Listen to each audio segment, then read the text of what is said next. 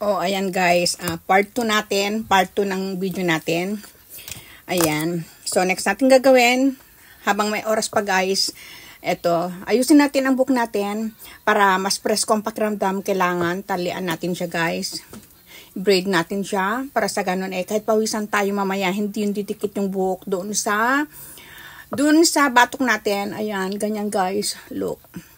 Ayan. Sariling gawa ko na yung mga diyan sa buhok ko guys, yung nakikita niyo diyan mga ayos-ayos ng mga buhok ko. Ayan, sariling gawa ko na yung mga yan. Kaya kailangan matuto rin kayo guys, lalo na yung mga OFW na walang tagagawa, tagaayos ng buhok natin. Kailangan matuto kayo kung paano pag-aayos at pagtitrintas ng ag-iisa. Ayan. 'Di ba? Oh, 'di ba ang ganda? Ayun. Aha. Kasi yung isa, natalian ko na siya. So, ayan.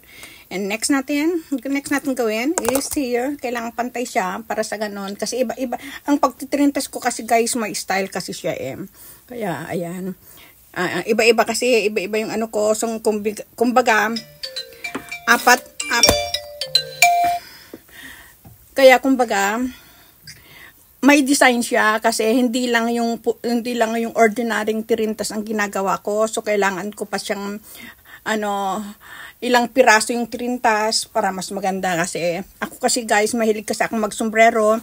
Kaya yan, tingnan niyo pag nagsombrero na ako later, 'di ba ang ganda ng itsura? Look. 'Di ba? Ganyan lang 'yan. Kaya kailangan talaga nakatirintas tayo pag magsasayaw guys. Kahit yung mga lalabas ng bahay, ayan, naipit tuloy.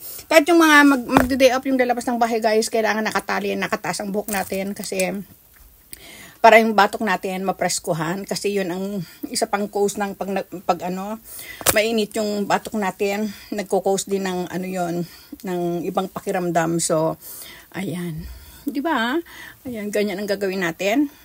And then, lastly, dito, yung sa last, ganyan. Mahilig talaga kasi ako, masyado kasi akong maarte guys pagdating sa pag-ayos-ayos sa sarili, pati sa mga damit, lahat gusto ko, kung anong damit ko, yun lahat, terno na lahat yun. Kaya kailangan talaga masyado akong maarte, pati sa hanggang taas, hanggang baba, sombrero.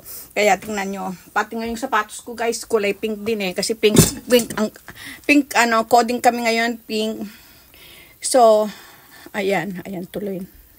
Hindi ko na alam kung saan Aha, ganyan. Ulitin ko siya. Alright. Ayan.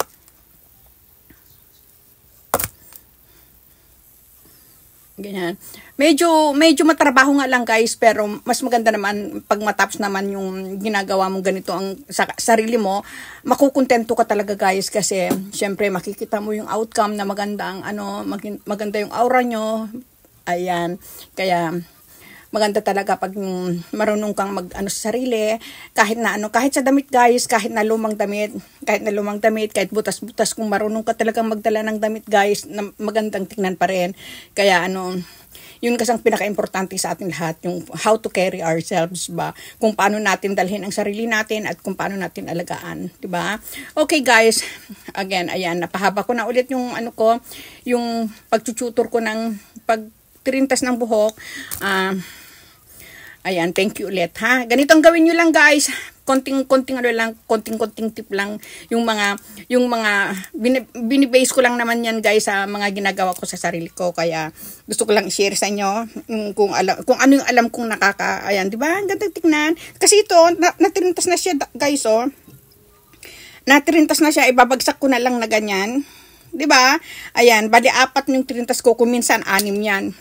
Kuminsan 6 ang ginagawa ko sa pagtitirintas, kaya ayan. Para hindi siya sagabal sa pagtitirintas natin sa pinakatalikod, guys. Ito itaas muna natin, then ito ang ilas natin, okay? Ayan. Ayan, pagkatapos niyan, guys, okay na. Feeling feeling presko na malamig na sa pakiramdam, hindi na tayo naiinitan, kaya ito. Hindi niyo ako mapapalabas guys ng nakalugay yung buko kasi sobrang init, masyado akong mainitin, kaya lagi hindi niyo pansin guys, lahat ng mga ko, at saka sombrero ko brand ko na yon, tawag dito, yun ang pinakaano ko. Hindi ako lalabas ng walang sombrero kasi kumbaga trademark ko na yon yung may sombrero. Okay guys, thank you ulit. Ayan, matatapos na rin ako. Mag-trintos guys. Tingnan natin outcome, okay? So, ayan. Again, I love you all guys. Thank you for your support. Maraming salamat guys sa sobrang pagmamahal nyo sa akin. Ayan, tingnan nyo. Ayan, gayahin nyo lang guys. O, ganyan lang gagawin natin. Yung sa likod ko, hindi pa ako nakakalinis ng bahay namin kaya medyo magulo. Ayan, but it's okay. Ayan, di ba? Look. O, di ba? Ang ganda-ganda, di ba guys? Ayan, ang press ko ng peelings. Okay, thank you ulit guys. Maraming salamat sa panunod ulit. See you on my next video.